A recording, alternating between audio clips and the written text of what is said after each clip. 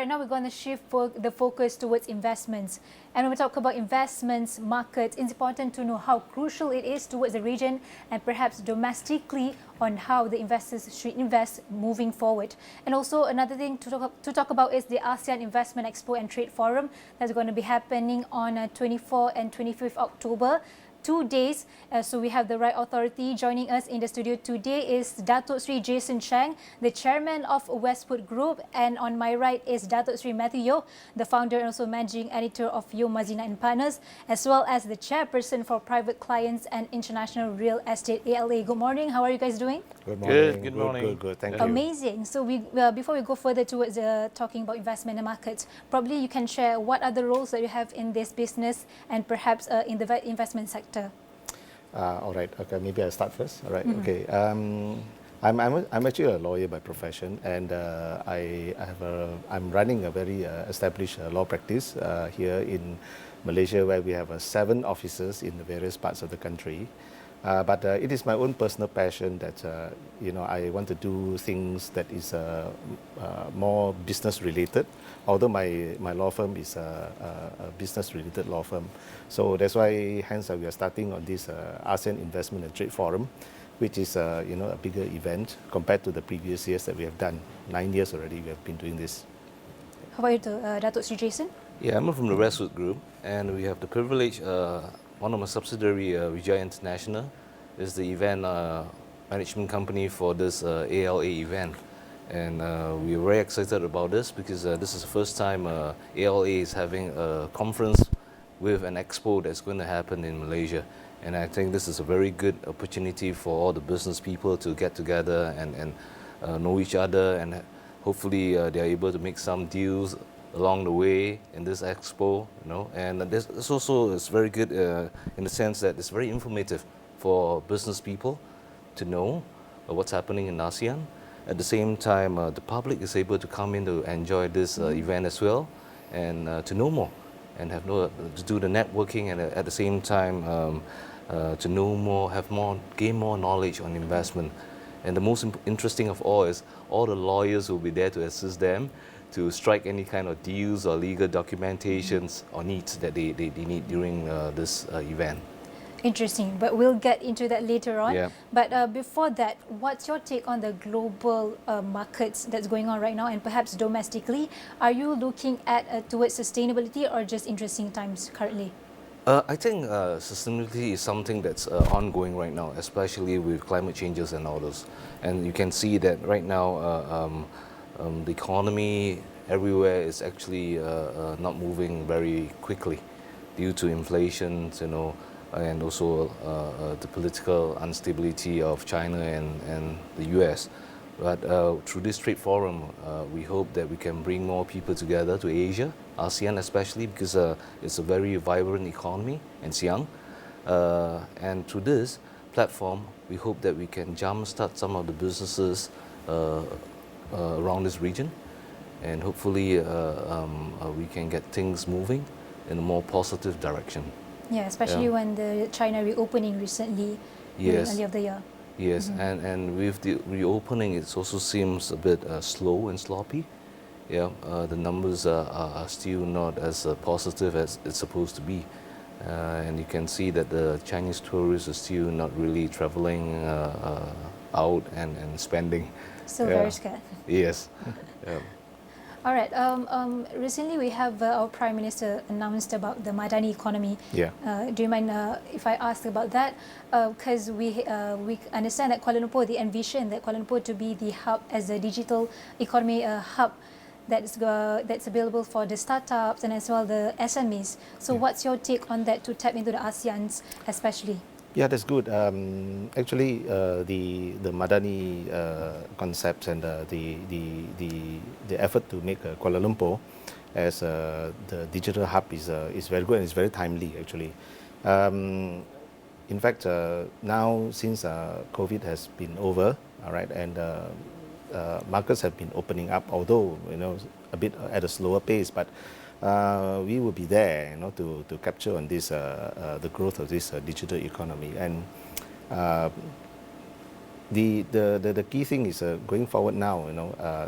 Everything is all digital, you know. So we have AI, and we have even now the metaverse that you can do, you know, a lot of things, right? So actually, we are moving into that. You know, it's a new generation. So I think for our trade forum, and it's a good opportunity for us and a good chance for all the stakeholders to get together, and that is why when we have our things, this trade forum going on, which is in Penang, we will hope to have a more B2B and a B2C interaction where people can come together.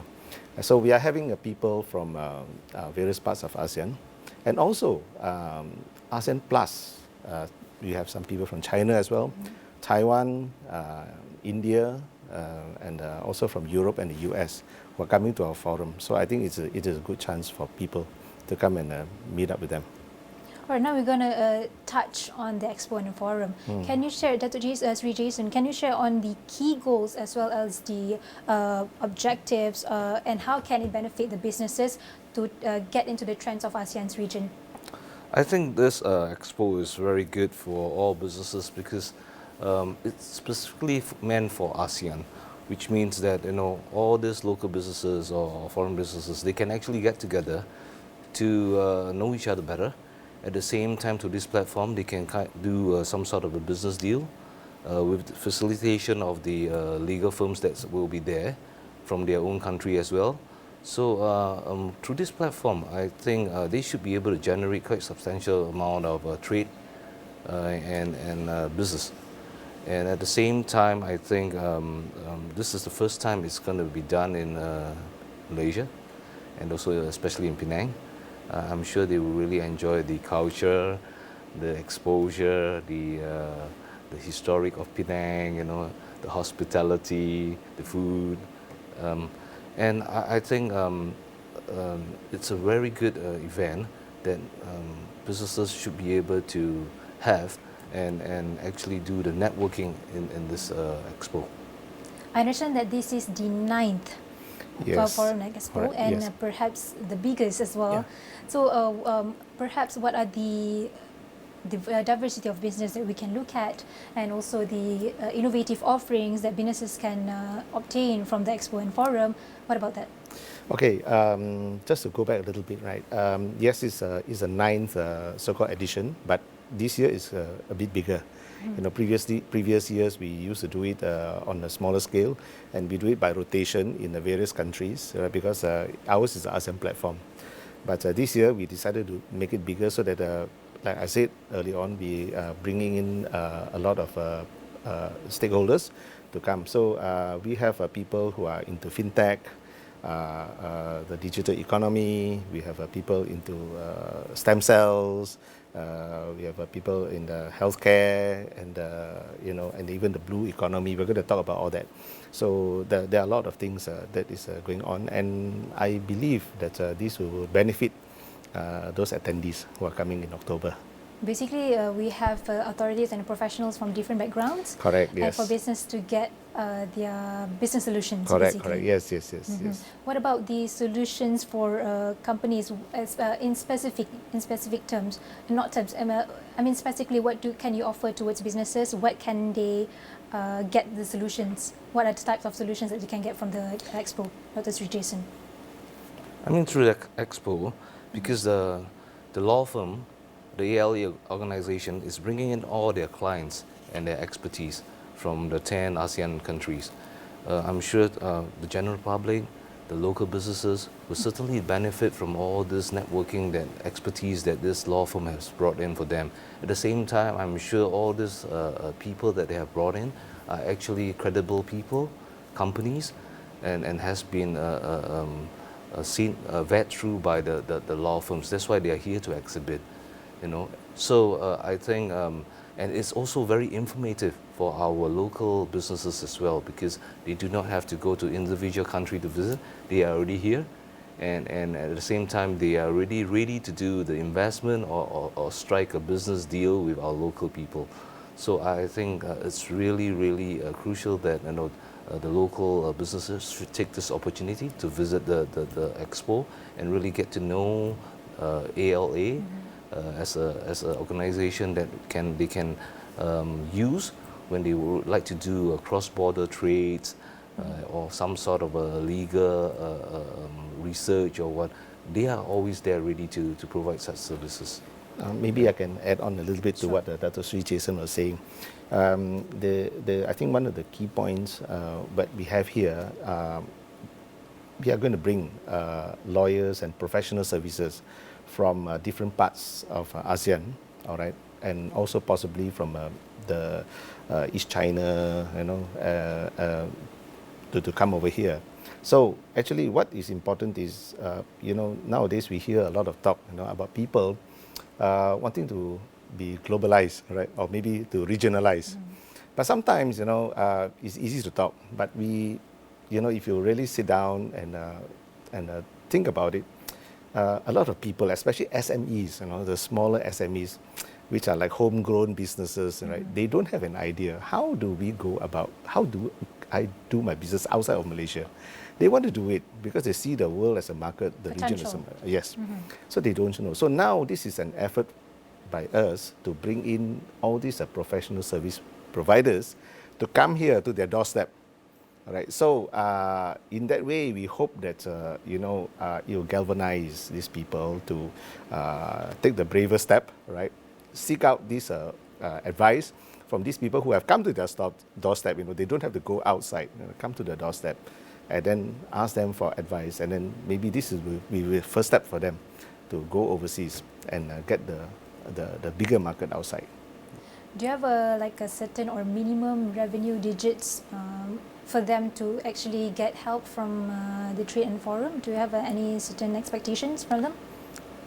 We Or it's open? Yeah, we open to any businesses, big or small, right? Because actually our goal is to help businesses, whatever, that we are not going for the MNCs and all this, small, especially, we think the SMEs will be the ones that will benefit the most from this. And, in Malaysia, I think 98% or 95% of our business are all SMEs, right? So these are the ones that we are looking at to help. Anything to add? I think like Dr. Seri Matthew has spoken, it is right that most economy is driven by SMEs. Yeah. And when this SME would like to go overseas or abroad to do businesses, they always have the stigma of a lot of legal documentations, visas, or corporate documentation and all this. And it's good that all these country lawyers are there for them to seek their advices if they need, especially when you're at a forum, most of it is FOC, free of charge. So what's better than this opportunity for SME to come once in a lifetime. And ask whatever they need, because whatever business you do, you certainly need the legal work and all those to give you the support. And it's very crucial, because if you don't start right, then most of the business will fail, or either that you will fall victim to fraud or and it will not work out very well. If you get your legal structure correctly and there are lawyers and accountants there to support you overseas, I think you have a better chance of making things out. But we also know that the government is also has their own trajectory towards enhancing these SMEs brand presence, also leveraging with potential customers and consumers. So in your opinion, Datuk Sri Jason, how can these governments help these SMEs, especially domestically? I think SME most of the time, they want to grow. But when they want to grow, the next most important problem they face with is financing. So I think in terms of financing, the government if they are able to give more support through the local banks or local institution, I think this SME should be able to grow a bit faster than what they are doing right now, because liquidity is always an issue for SMEs. All right. In terms of, we know we want to attract more investors to the companies, towards investors out there. So how can we connect a relation towards with potential investors, and at the same time maintain strong network and also connections? Actually, as I said, this forum is we are going to do it on a yearly affair, right? So when we have stakeholders, people, local businesses and foreign businesses, they come together, right? We want to create awareness that every year there's going to be this forum, all right? So they can still touch base with us. We have our database, and then we can send out information to them, all right? And also, we are inviting a lot of trade development corporations, from overseas to come and join us too. So when they go back to the home country, I think they can still continue this momentum. How do you envision, or how do you see the economic outlook or investments for these businesses in terms of ASEAN region over the next decade? I think I can say that it's a very, very positive, right? Because ASEAN is a very huge, actually, as a bloc, as an economic bloc, it's very big. I think we have about 650 million people right now. The market is that big over here. And over the next decade, things will move very, very fast. We have some established economies like Singapore, even Malaysia to some extent, we are there. But we also have the newer economies, the emerging economies, and big as well, right? We have Indonesia, Vietnam, Thailand, just to name a few, Philippines, all right? And these are the ones with a huge population and a young population, right? The young population will translate to what? A growing middle class, right? And how can we drive towards the economic growth, Datuk Sri Jason?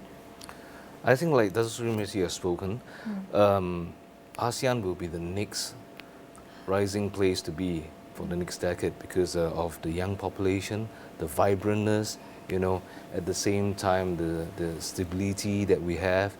I'm sure, if we have Myanmar to be out of the coup, Thailand has the right politics party running it. Malaysia is back to its gloomy its rosy years. I think this is the place to be, and everyone in the world is actually looking at ASEAN right now, and I hope that the next decade we should be the one that's moving the economy of the world, and ALA, I think for ALA, the Legal Alliance is fantastic because they have a group or network of businesses and professional lawyers. So I think as the events, like Dr. Sri Matthew was saying that every year they will be doing an event, I think this organization, if they were able to get together with the government and work together, I think they will be able to provide a lot of insights and also opportunity for a lot of businesses and SME around the ASEAN region. Talking about that and to attract stakeholders to invest in our countries, perhaps you can share some insights on successful investment strategies, perhaps risk management strategies, and maybe you have regulatory considerations that you can share to us. Yeah, thanks. Of course, when we talk about investments, be it anywhere, especially when you're talking about cross-border investments, there are, of course, a certain considerations and call it risk if you like, right? First of all, IP is a big challenge, right?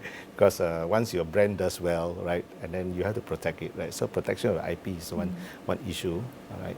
And also because in ASEAN itself, all right, even if you talk about intra-ASEAN investments, right? ASEAN doesn't have a single currency like the euro, right? In Europe, we have the euro. So, that obviates the currency risk. But here, we do have some currency risk, right? So if, of course, there have been talk about, moving away from the US dollar and, we trade using ASEAN currencies, right?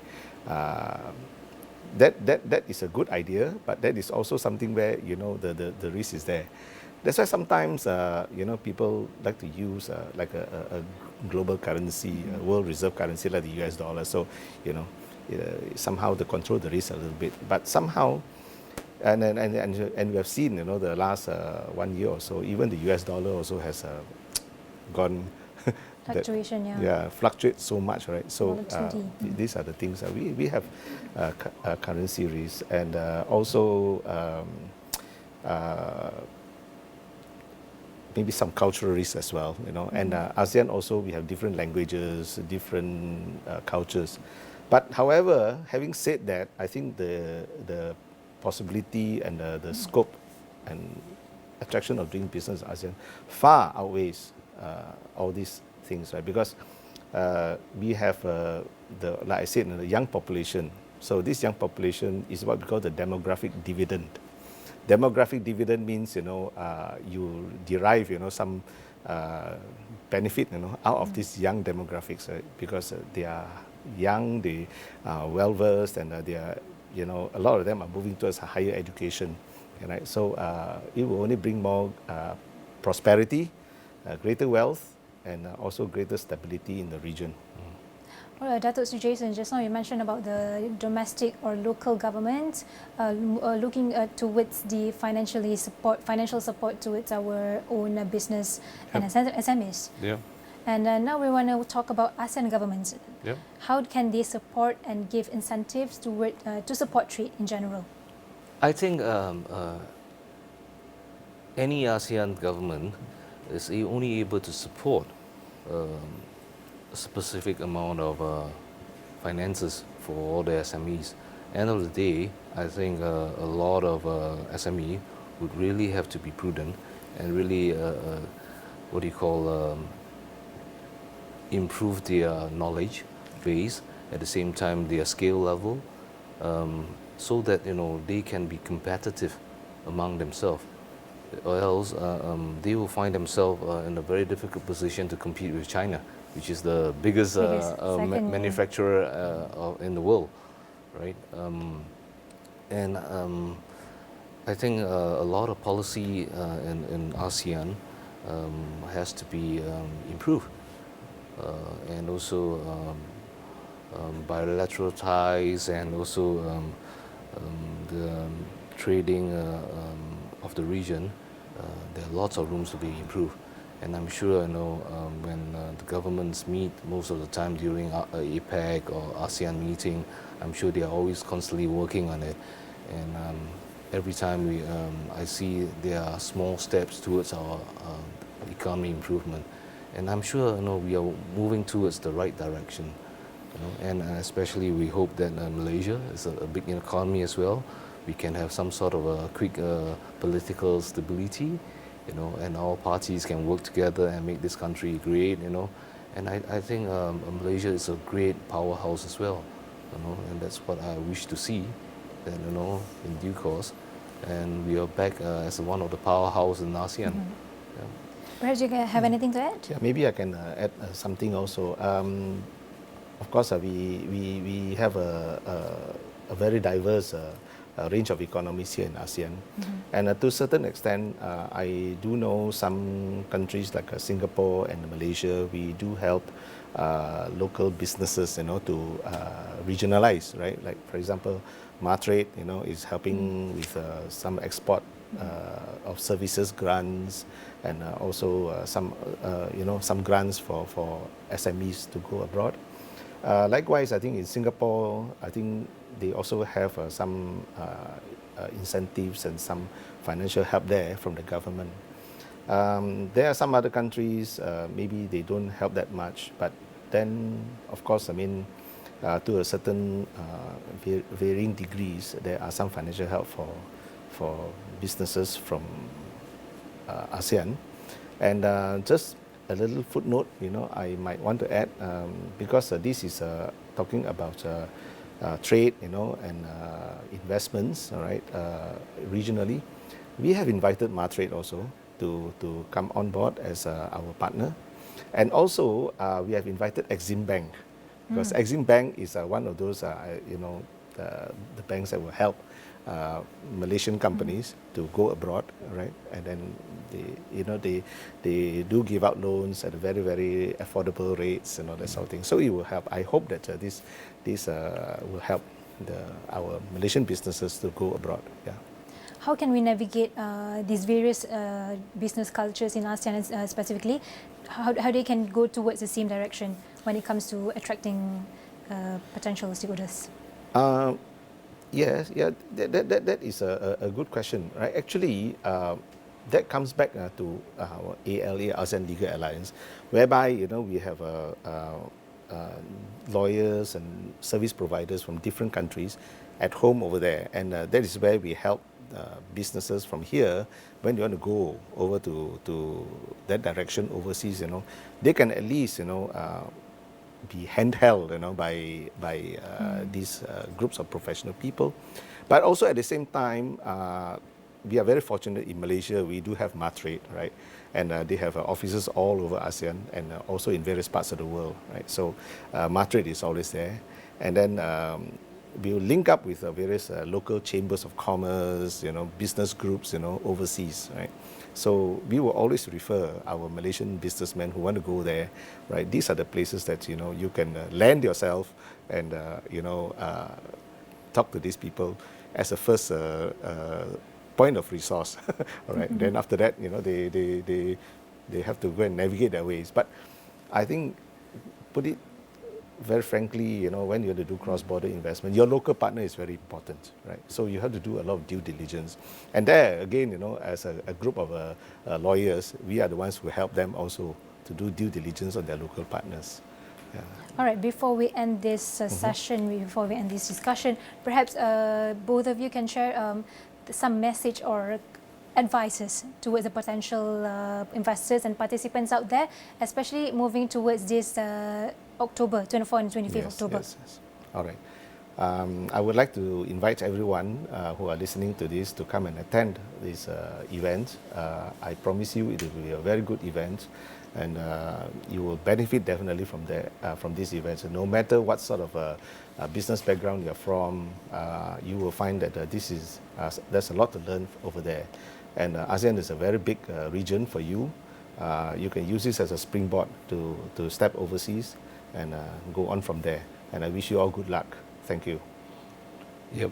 To all the SME that's out there, please do come and grace this event, because I find that, like Dr. Sri Matthew has said, you'll be handheld to any region that you want to be to do business. And I think that's a great place to be. And also at the same time, all the risks will at least be minimized by all the lawyers that will be attending the event. And also at the same time, most of the question and the doubts that all this SME might have will be able to be answered by them. And moving forward, I hope that take this opportunity as well for the public to come to see and understand what's the opportunity in ASEAN.